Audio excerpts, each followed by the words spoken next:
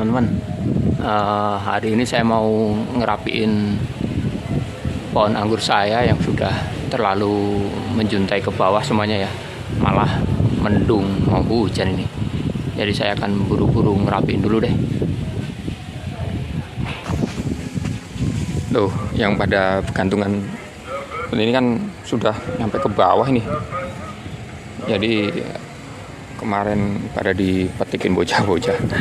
Ini mau saya rapikan dulu, saya gantung-gantungin ke atas itulah ya. Oke.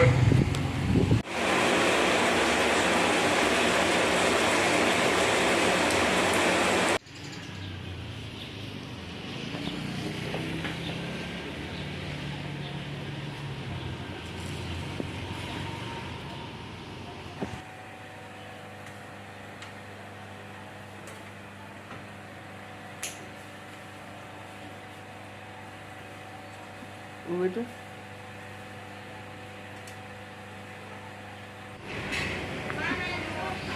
selamat pagi teman-teman dimanapun Anda berada, semoga semuanya dalam kondisi sehat semuanya.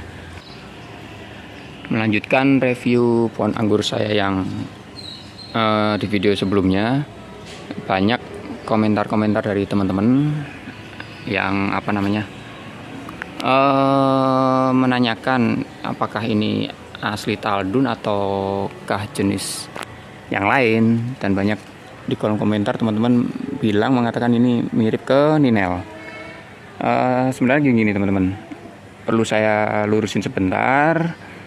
Dulu waktu beli bibit ini itu saya beli dulu di komunitas anggur di daerah saya. Dulu name tag-nya ini Taldun. Kalaupun terus perkembangan waktu begitu jadi buahnya kok keluarnya mirip ke Ninel atau cenderung ke Ninel, ya mungkin waktu penamaan name tag-nya aja dulu bisa saja salah ya kan. Saya sendiri sih bukan pakar anggur lah, cuma saya hobi menanam buah dan sayur saja, jadi nggak mempermasalahkan apakah ini anggur jenis apa atau yang bagaimana. Yang penting hasil akhirnya anggur saya ini mau berbuah. Jadi seperti itu teman-teman. Jadi mungkin kesalahan name tag itu bisa saja terjadi ya. Oke, kemudian untuk nyambung lagi pertanyaan teman-teman ya, apakah penyakit terserang jamur atau tidak ya. Ini teman-teman bisa lihat sendiri, daun saya bercak-bercak kena jamur ya. Apalagi saya di tempat saya ini berapa hari ini hujan terus. Nah, jadi sama aja dengan anggur-anggur teman-teman di rumah. Jadi kalau kemarin ada yang bilang kok anggurnya nggak terserang jamur, ya nggak juga. Ini buktinya anggur saya juga terkena serangan jamur. Nah, kemudian bagaimana perawatannya kalau misalnya terserang jamur begini? Ya untuk mengatasinya ya mau nggak mau harus di fungisida begitu kan. Cuma untuk frekuensinya saya sih nggak matok harus seminggu sekali, nggak. Ini saya cuma ya sesempatnya saja karena waktu kerja dan nggak ada waktu lagi untuk penyemprotan yang harus intens bagaimana. Yang penting tetap kita pantau perkembangan jamurnya. Kalau emang harus waktunya difungi, ya baru saya fungi. Bisa juga saya lakukan perempelan daun seperti ini yang sudah terserang parah, ya saya rempelin saja supaya tidak merembet ke teman-teman yang lain. Nah, selanjutnya untuk perawatan anggurnya sendiri bagaimana? Ya seperti diketahui, bisa dilihat sendiri teman-teman ya. Ini tanpa naungan, jadi bisa terkena air hujan secara langsung kan. Ini buah tidak pernah tidak ada yang saya tutupin dengan plastik pembungkus buah gitu kan. Jadi bisa terkena air hujan langsung. Tapi teman-teman bisa lihat kan, sejauh ini masih ya relatif sebagian aman lah, tidak ada yang terkena jamur ataupun apa.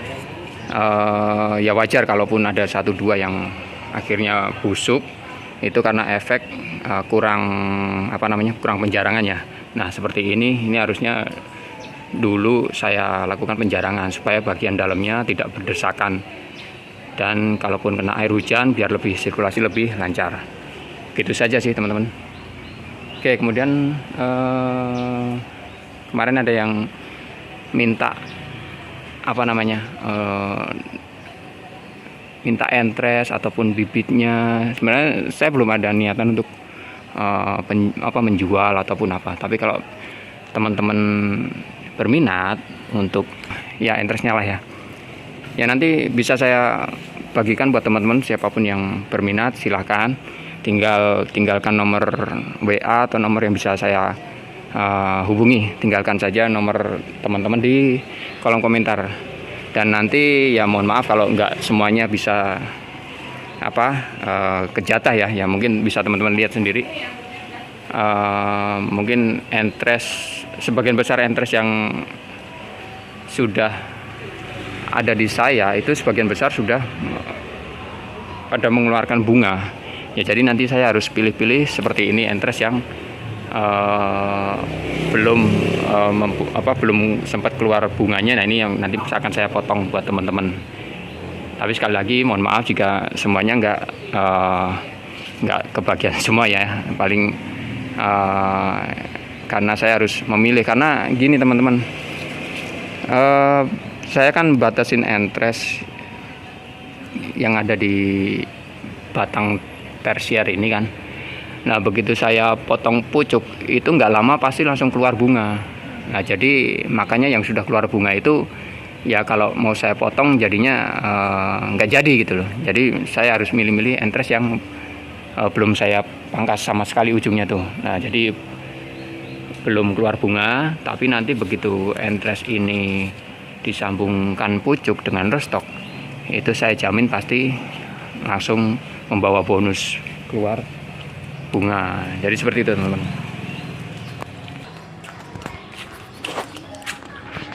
Kemudian kalaupun nanti rencana saya mau bagikan entres buat teman-teman yang berminat, nah rencana ke depan saya akan memotong ini ini dari rootstock Red Master saya ya.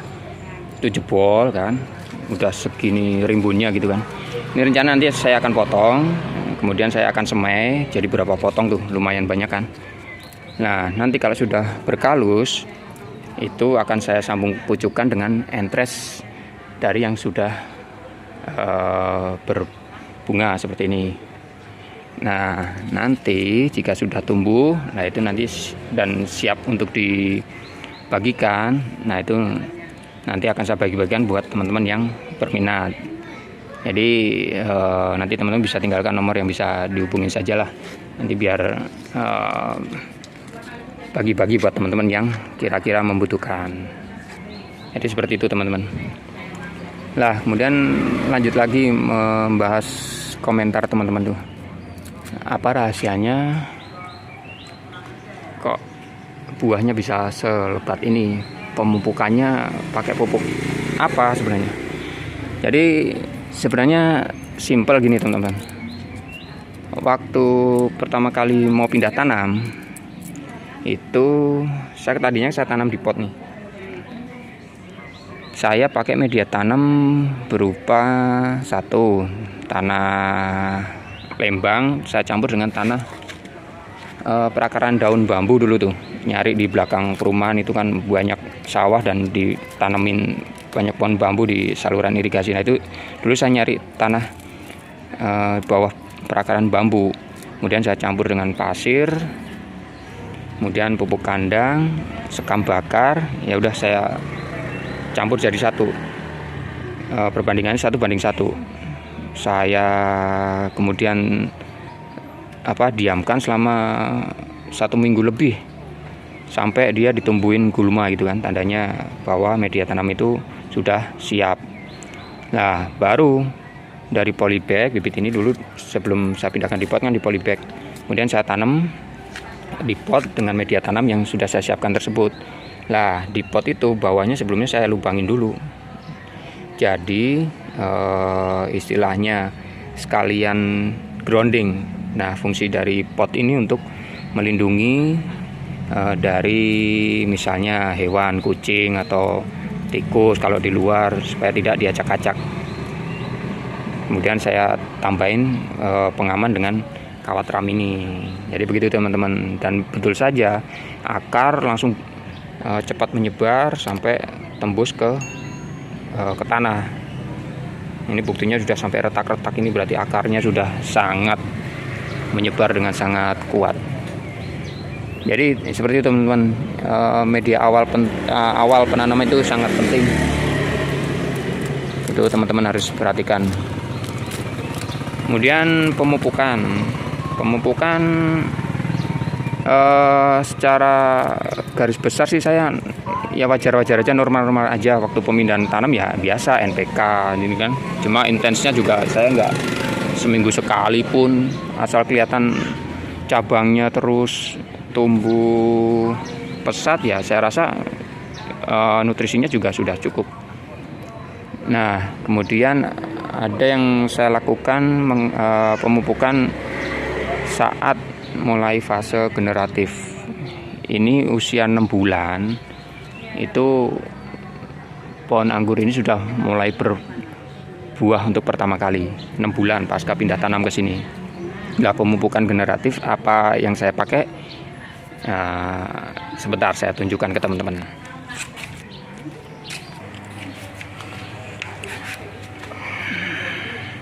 Ya, ini dia.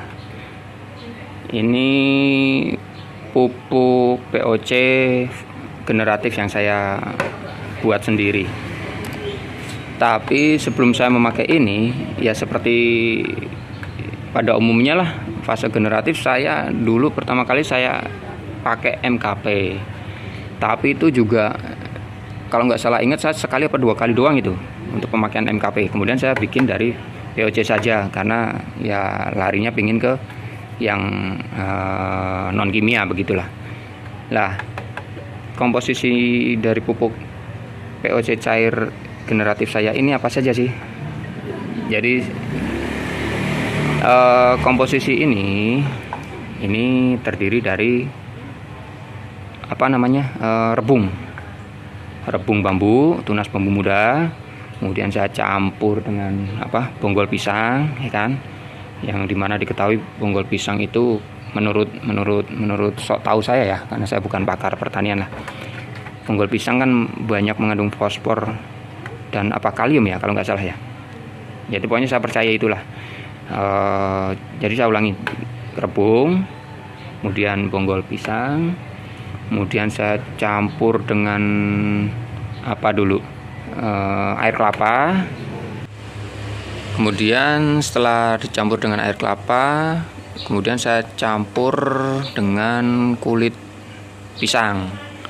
Ya, saya campur lagi dengan kulit pisang, saya campurkan di sini biar kerendam semua.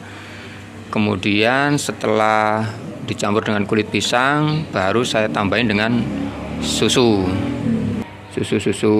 biasa, bisa susu sapi, bisa dari pabrikan ataupun susu sapi murni, terserah teman-teman.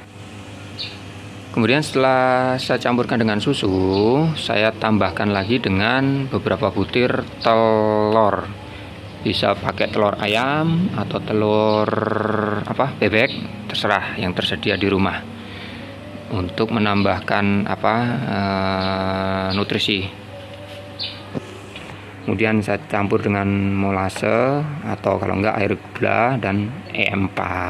Jadi seperti itu. Tinggal difermentasi dulu selama lebih dari sebulan ini saya.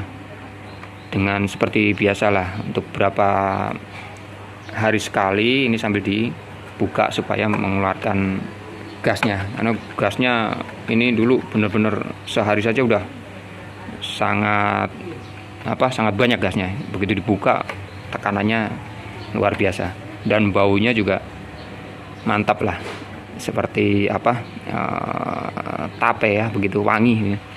Nah, kemudian intens pemakaiannya ini saya juga nggak lakukan tiap minggu sekali. Saya ingat betul ini cuma saya siram begitu keluar bunga pertama kali itu umur 6 bulan, MKP baru 2 kali sebelumnya, udah saya stop, saya ganti ini.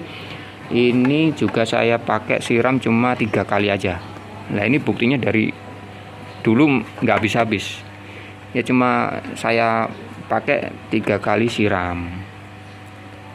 Dengan perbandingan untuk sekali penyiraman itu saya kasih 5 liter lah, dan untuk POC ini cukup 100 ml.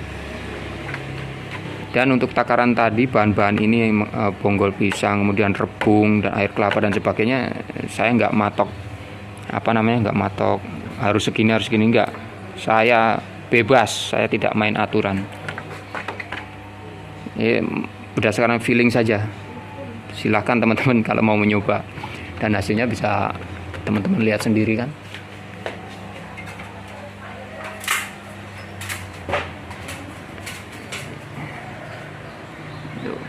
Hasilnya seperti ini teman-teman.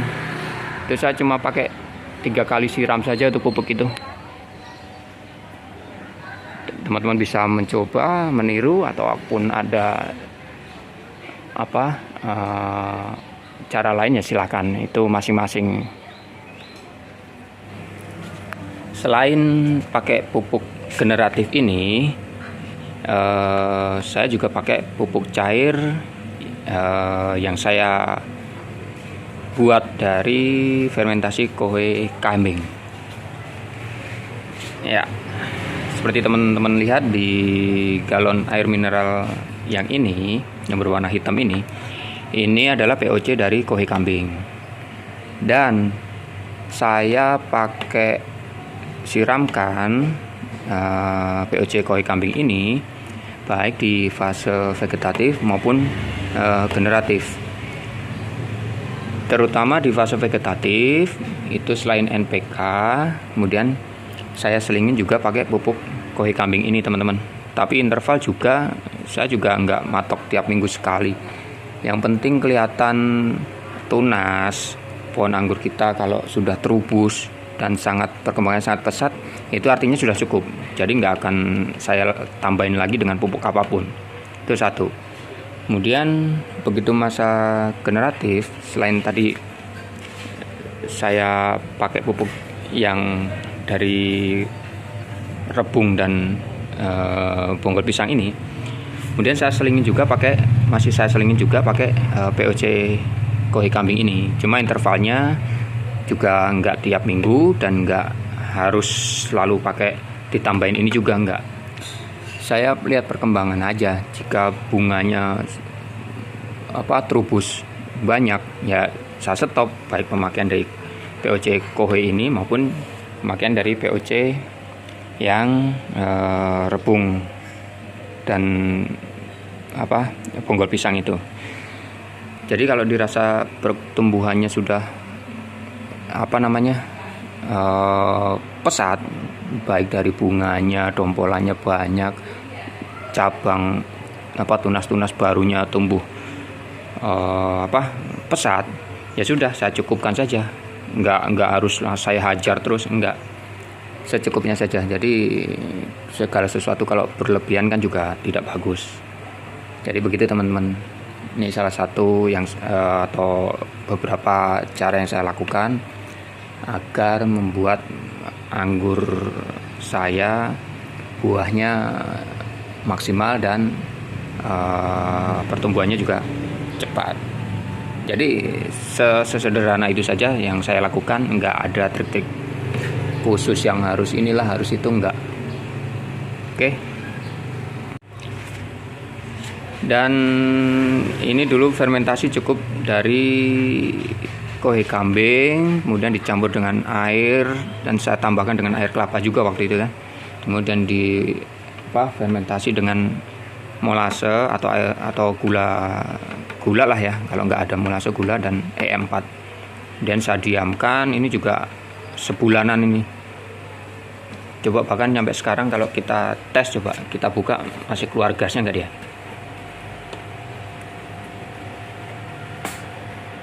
Ya, tadi masih kedengeran dikit lah ya. Dan baunya jangan kaget teman-teman, begitu buka tadi gasnya, aroma yang tercium itu luar biasa. Jadi jangan jijik teman-teman ya, karena walaupun baunya tidak sedap, kita tidak suka, tapi pohon anggur saya sangat menyukainya teman-teman ya. Jadi seperti itu yang saya lakukan untuk pemakaian pupuk yang saya pakai.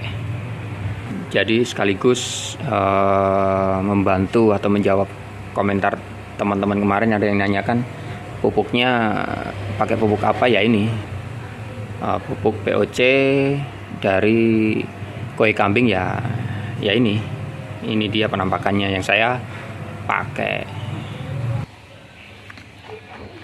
Dan ini hasil barusan metik panen saudara-saudara. Lumayan, tiap minggu segini aja kan lumayan, jadi bisa kita atur panen, nggak tiap nggak sekali panen, karena saya juga nggak melakukan pruning total untuk melakukan pembuahan secara serempak ya. Jadi tinggal bisa saya setting kapan metiknya, kapan panennya lah. Jadi seperti itu teman-teman. Oke, semoga video ini menginspirasi semuanya, dan jika bermanfaat silakan teman-teman dukung channel ini dengan bantu tombol subscribe supaya saya lebih semangat lagi. Oke, sampai jumpa dengan video saya selanjutnya. Semoga teman-teman dalam keadaan sehat selalu. Oke, dadah.